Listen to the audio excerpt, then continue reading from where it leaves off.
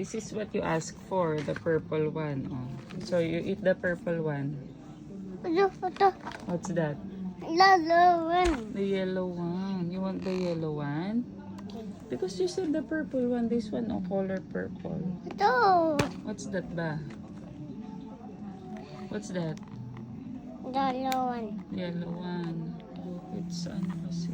Yellow one. Yellow one. Okay. Okay.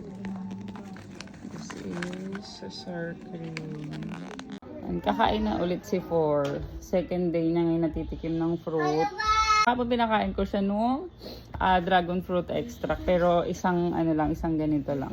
Tapos katas lang talaga. Tapos ngayon tatry niya na tong banana. Ay, ang ganda nito. Itong silicone spoon na to. Tapos may kasama siyang peeler. Ito peeler na to. So makakapil siya ng mga fruits, mga apples, ganyan. Si Tree, nagpapapil yun kahit grapes. Pinapapil niya bago niya kainin. Tapos ito, parang pang mash na siya ng mga ano. Ito, tingnan, ipapakita ko sa inyo. Parang yung mga apples, hindi na natin minamash ng mano-manong gano'n. Meron ako nakitang ganito. Metal naman yung pang ganito niya. Tapos wala siyang peeler. Ito may peeler siya, yun yung nasa gitna.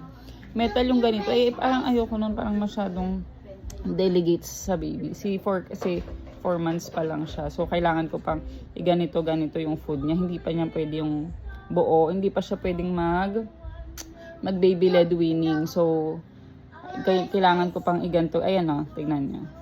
Gaganyan-ganyan ko muna siya. O, tapos nagiging ano siya, nagiging parang mashed banana na siya. Nagiging puree na siya. Ayan o, puree na siya. Kikita nyo ba? Ayan. So, pwede na siya isubo kay For pagka puree na siya. Ang ganda nito. Super ganda. Di ba? Parang 1 second, 2 seconds ko lang ginanon. May puree na siya. Sobrang effortless. Any fruit pwede. Kahit apple, kahit ano, nagagawa niyang ganun. Ang galing. Ayan na ang bebe ng mama.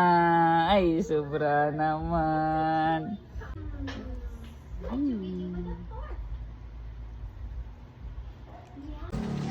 Bubbles. Bubbles. Okay. Ano ba si Bunsong gusto ang araw?